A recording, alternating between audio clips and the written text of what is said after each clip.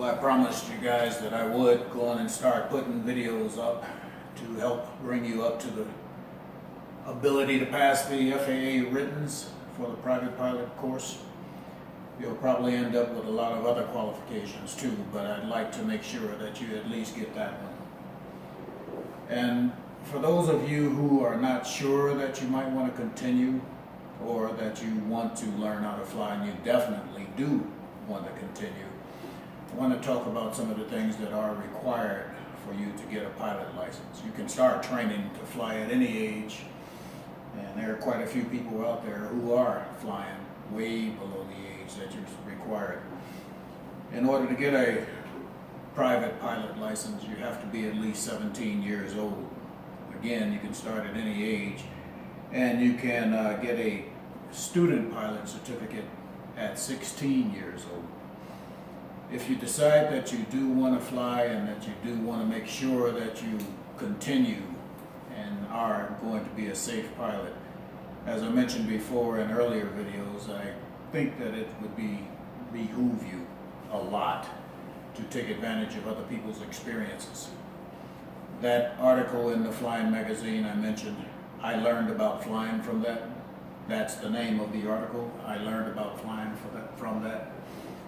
If you Google that, you'll find it on the internet, and you'll have a pretty good library of those articles available to you.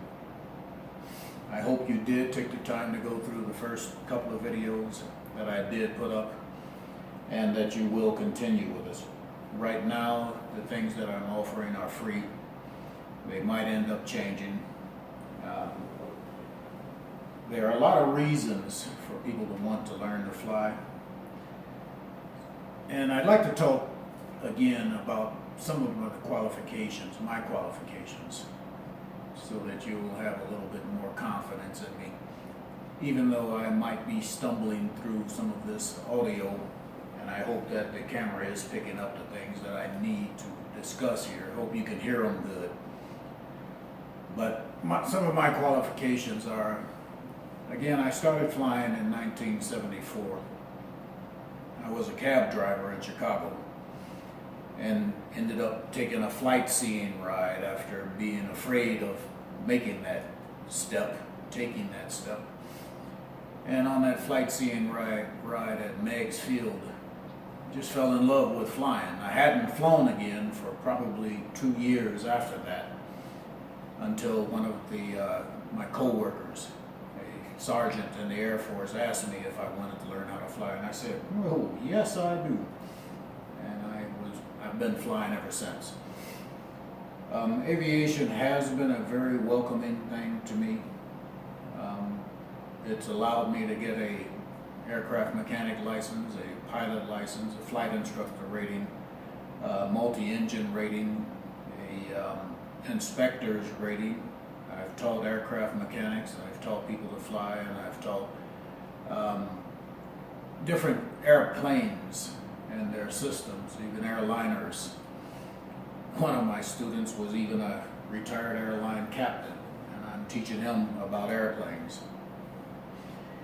He appreciated what I did, and he wrote me a letter of commendation. Again, I did want to cover those things. Some of the reasons you might want to learn how to fly, a lot of people probably would start out being, just taking a flight like I did, a flight seeing ride, a sightseeing ride. It's a beautiful flight. And if you do decide that that's all you want to do, that's fine. You take a ride, and we do offer rides, an introductory flight, or just flight seeing rides or tours. If that's what you decide that you want to do, then you can.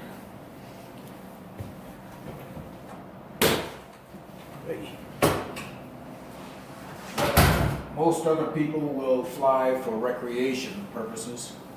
They might get the full license and begin flying and traveling, taking the family around, seeing the different places around the country and the world, possibly, depending on your income and depending on your abilities. Learning to fly for recreation, or again, just going to see places, Bahamas, California, Mount Rushmore, taking flights over your neighborhood, photography, might be wanting to take pictures of different people's real estate, actually. Farmers use a lot of aerial photography. I'd recommend that you do look into as many different uses of airplanes as possible. People might want to learn how to fly for the purpose of a career. You know, after you've experienced flight seeing, let's say, or you flew around for a while, gaining flight hours for recreational use, flying the airplane around, then it might occur to you that, hey, you can turn this into a career. There are a lot of different careers, a lot of clubs. You can join partnerships, you can join clubs, you can buy airplanes and partner on purchasing an airplane. You can do it for business reasons to buy and sell airplanes. You can use it for your current business, traveling from airport to airport or location to location. There are a lot of different machines that you can learn to fly, not just airplanes. You can learn how to fly helicopters or gyroplanes, balloons even. You know, there's a lot of different things you can do in aviation, not just for the purpose of recreation or making money. Ferrying airplanes is one that you can get into. There are people who ferry airplanes, and I've ferried airplanes a few times. They ferry the airplanes around the world. I had an employer who used to have me take his planes back and forth to Alabama from Denver because they had cheaper paint jobs down there. Airplane paint jobs, that's another thing you can do. Quite a few different things can be done with airplanes. Learning how to paint them, doing the interiors, buying and putting airplanes into flying clubs, or putting them on charter, let's say. You can become a charter pilot, or you can buy airplanes and lease them to people for the purpose of putting them on charter.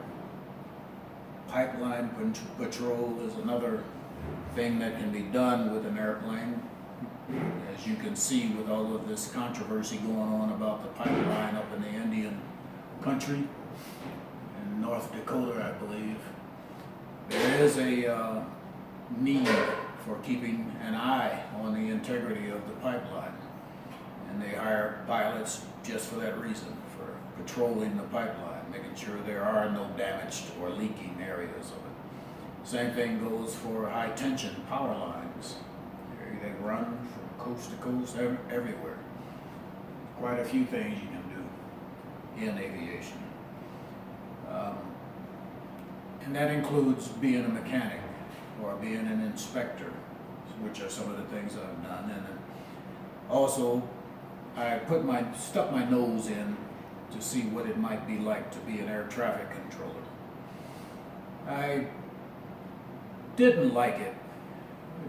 I didn't mind it, but I wanted to fly more than I wanted to sit still.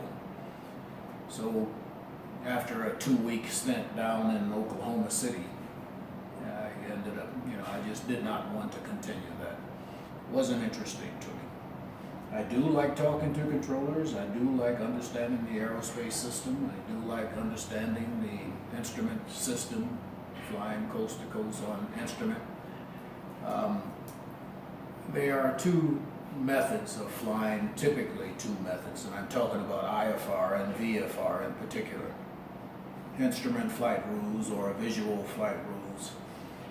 And if you do decide to become a pilot through this course or through any other course and take advantage of the ratings that are available to you, the instrument rating is 1, which is typically above, just slightly above the private pilot rating. The commercial rating, the multi-engine rating again, and the ATP, Air Transport Pilot rating. There are requirements for each of these, and we'll talk about those as we go.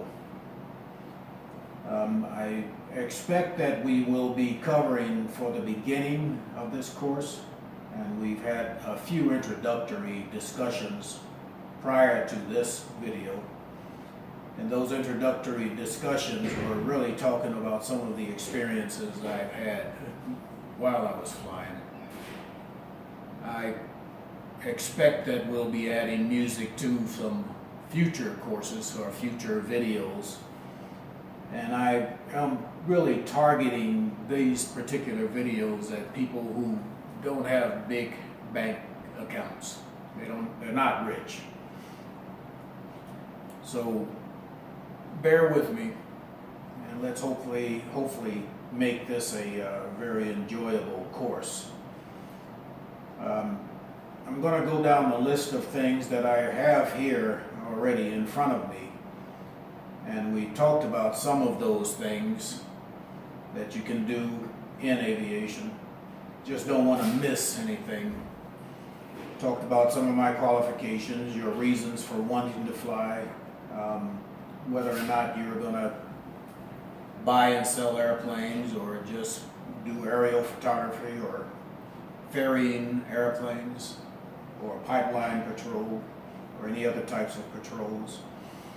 There are flight instructors of all types to help people get these ratings. The FAA has been doing a lot of changes, going through a lot of changes recently. One of the things that they've come up with, a new regulation, allows people without medical certificates to continue flying as long as they're flying airplanes below a certain weight and seating capacity, typically below 5 seats or below 6 seats rather. You don't need a medical. Now you can fly airplanes if you have a car license, a driver's license. You don't need a medical for airplanes below those capacities. That was a thing that they did in order to spur aviation growth. They've also allowed those at first, before that new rule came along, SLSAs or LSAs. These are light sport aircraft and the special category light sport aircraft.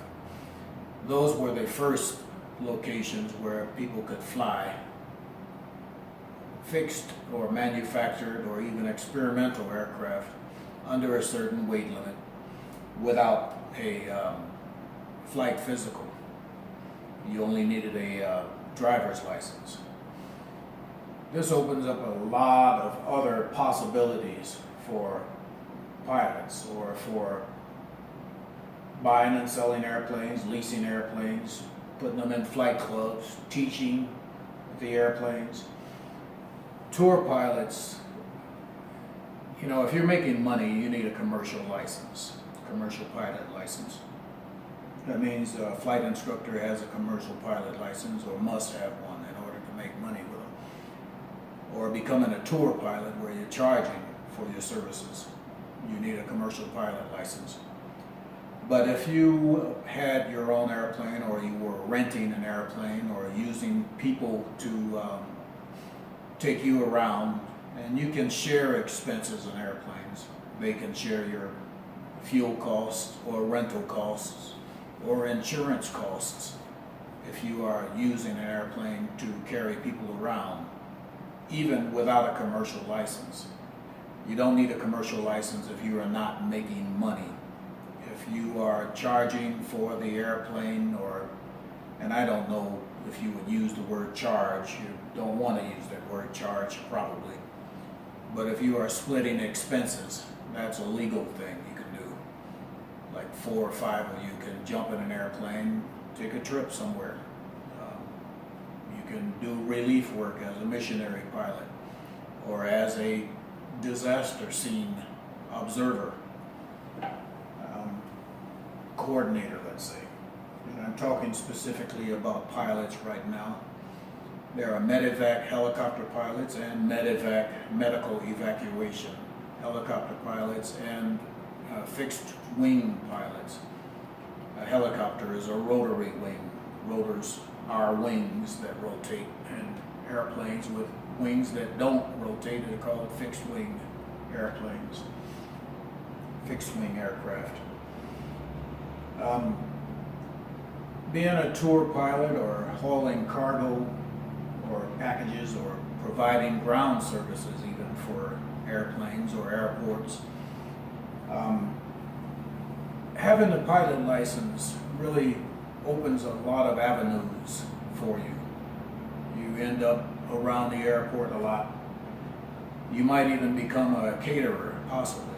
You might even take advantage of delivering special equipment to different locations. Stunt pilots or even video companies use pilots for a lot of different things. If you did end up buying and starting or leasing airplanes to a flight school, for example, one of my employers he started out taking care of flight school airplanes as a mechanic. He ended up buying an airplane and putting it in the flight club because he understood how the airplanes can make money, just like Avis or Hertz or Enterprise Rent-A-Car or even U-Haul. Airplanes do make money just like those agencies make money by renting those airplanes out to students who are gaining flight experience for the purpose of getting their private pilot license or any other license above the private pilot. And also for letting the renters who might not be studying for a higher rating or a certificate, but just want to rent an airplane periodically. So there's a lot of things you can do as a pilot, as a mechanic, as an investor, a business person using it for commuting back and forth. Again, we talked about painting the airplanes, and that is a very big industry. You do need to be well equipped as a shop if you want to keep the EPA off of your back. But there are some biodegradable paints out now where you don't really need as much regulation or compliance with as many regulations as before, where paints were typically very toxic to people and to the environment. If you did become a mechanic or a shop where you were taking care of airplanes like I do, you might consider adding the electronics or the radios, the avionics is really what I'm speaking about, as a part of your offering. You can become an avionics service center, a repair shop for electronics, for the airplane itself, for the hydraulics, for landing gear components. There are quite a few different specialties that are taken advantage of. I guess people go into different specialties. Like if you wanted to specialize in composite structures, there's a lot of different avenues where you can put some of this knowledge to use. Selling parts. I ran into a person recently, which is something that I considered doing, but he was doing it, and I like the idea of doing it. Airplanes are a very useful tool. He was flying around from airport to airport in his own airplane, doing inspections on transponders and pedostatic systems on the airplanes and altimeters, making sure that the flight air traffic controllers, ATC, air traffic control, gets an accurate reading for the aircraft's altitude and position, and sometimes the identification of the aircraft on their radar screens in the air traffic control towers or in air traffic control centers or flight service stations, FSSs, around the country. He was flying, and the airplanes are required to get a recertification every 24 months on those particular systems in the airplanes. And he would go around and do the recertification inspections with his electronic equipment and pressure testing equipment to make sure that the airplane's transmissions to the air traffic controllers were accurate. So so that when a controller sees you on the scope, he knows exactly where you are. He knows whether you're flying VFR or whether or not you're flying IFR, whether or not your transponder is sending a transponse or response to his transmission, to his interrogation of your aircraft's position or your transponder, and it transmits a response to his radar system, his radar scope, so he can see the status of your airplane, the identification of your airplane, the altitude of your airplane. All of these are necessary in order for him to communicate with you and control or advise you of other traffic around you and their altitudes in relation to your altitude. And your altitudes need to be accurate when they are transmitted to the air traffic controllers. Again, quite a few reasons to want to learn to fly. It's really a addiction. We were just talking about that last night with a few investors. Hopefully they will be investors. But flying is an addiction. There are many problems that come up when you learn how to fly or when you start flying.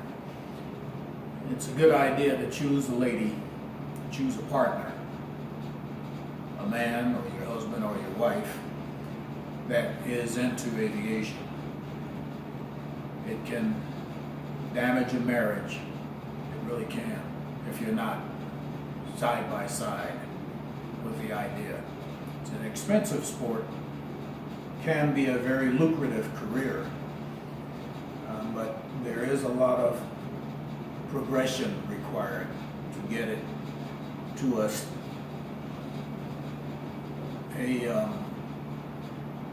state of advancement, I guess, where you are earning a good amount of income and the wife will put up with you being away or her being away. Nowadays there are quite a few women jet fighters, jet pilot drivers. Women are coming right along here, and there's quite a few clubs for women. So make sure that your partner, and you don't have to get rid of your partner. I didn't say that. I didn't want to insinuate that. But having a partner who is also interested in your aviation career is a real boost for both of you. I started a little slideshow behind me. We'll go over each of these instruments. We'll talk about the airplane, we'll talk about the engines, we'll talk about the flight controls and engine controls and autopilot systems and every other type of system that is typically used in an airplane. Talk about a lot of things that will enhance the learning experience. Let's hope that you will really enjoy these videos and the training that we'll go through here. As we continue, we'll end up talking about the knowledge that is required, and we'll have some quizzes, some tests during this. So I advise that you do keep a running record of the videos that you have watched, know how to access the videos that you have not seen, or know how to access them again if you have seen them and need to review information. That's a real good advantage of having videos available to you. The slideshow that's going on behind me right now is from one particular airplane. You will see some variances of the different airplanes. You know, we won't always be talking about just one airplane, but we want to make sure that you feel comfortable identifying and using all of the different components in any airplane that you get into. The FAA does require, especially if you are flying for hire, if you are flying in a charter operation or an airline, they typically call the certification process itself. And they talk about the Federal Aviation regulations. There are different compliances that are required for different types of flight operations.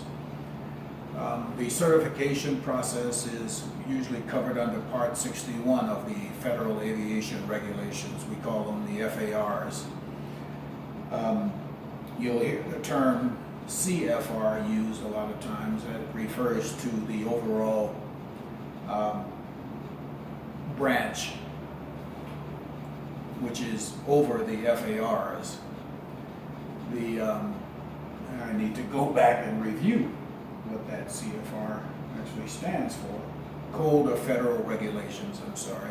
I knew I had it in my head. But there are quite a few regulations. And Code of Federal Regulations includes the DOT, which is what the FAA is under, Department of Transportation. There are codes of federal regulations that cover everything. Transportation is just one aspect of the CFRs. The FARs, Federal Aviation Regulations, are the ones we were talking about. They are part of the CFRs, only a small part of the Code of Federal Regulations. The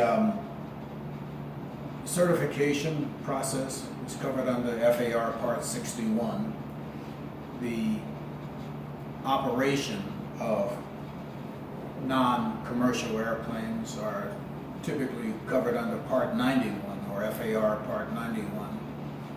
The air taxi or charter operations are normally covered under Part 135. Airline operations above the air taxi and charter operations are typically under Part 121 of the FARs. 119 also sometimes covers some of that airline traffic or the operations requirements of Part 121 operators. I just want to continue this slideshow here. We'll be reviewing each of these instruments or each of the equipment in this particular airplane. Again, we'll talk about its construction from the nose to the tail. Most people are intimidated by the instrument panel, the instrumentation, and all the switches and buttons. But once you've gone through them and you can interrelate these to this airplane or other airplanes, you will see that most airplanes are very common to each other. And you'll be able to pick out all of the instrumentation in the different airplanes once you begin to get used to them. I'll go on and restart this section here and begin a review of everything that is covered here. And we'll stop and pause and talk about each one of the components that are going to be covered here. This particular airplane is a Mooney and M20K model. It's been modified to have a larger engine, and a lot of the avionics in the instrument panel have been updated. But we'll go on and start at the top left corner of this particular airplane's instrument panel. There are a lot of things that are covered or required when operating an aircraft. You can't operate an aircraft without anything in the instrument panel. You can cover the instrument panel completely up, but that is typically because the airplane is only capable of flying in VFR weather under visual flight rules.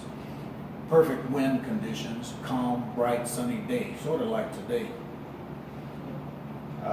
But if you want to use the airplane for a lot of other things and at a lot of other times, you want more and more equipment to allow the airplane to be used better and more often. This particular instrument that we are looking at here, sort of a bad shot of it. I took these photos myself, in this airplane. But this particular instrument is the outside air temperature gauge. Most of the OAT gauges, and we'll have quite a few of the acronyms that you'll have to get used to. Most of the OAT instrumentation on small airplanes won't have an electronic display for them. There'll normally be a thermometer sticking through the windshield, and it'll have an analog gauge with a needle on it showing the outside air temperature. This particular gauge has Fahrenheit and Celsius, but it also can indicate the voltage of the electrical system with the mode selector button here. Right now it's reading 14.1 E. E is typically the indicator for when we're talking about voltage. EMF, or electromotive force. A lot of times they'll just say that that E represents volts. Or sometimes they'll say it represents, or they'll have the letter V there, or Victor, to show that we are talking about volts. Most of these things that you'll see in the airplane have evolved from automotive use and put into airplanes, and then they'll go back to the automotive use. A lot of things in cars nowadays have come from aviation, and a lot of things in aviation have come from cars, sort of going roundabout. A lot of the navigation equipment in cars, and I'm speaking specifically of GPSs and compasses, those have come from airplanes, and they are going back and forth now. They're being updated and updated and updated. The outside air temperature probe we'll talk about when we get to it. There are several different types of probes, but the reason you want to know about outside air temperature is there's quite a few reasons that the pilot would want to have that information available to him. One of the most obvious reasons is if the air has clouds in it, or if there's visible moisture in the air. You want to know that you're not going to fly into an area of visible moisture that might freeze and stick to your airplane. It can blind you, cover your windshield. It can cause your airplane to gain weight and lose its smoothness or its aerodynamic form. So you're gaining weight, you're increasing drag on the aircraft if you're flying into icing conditions. A lot of airplanes are designed to do that. They have anti-ice and de-ice systems on the airplanes to take the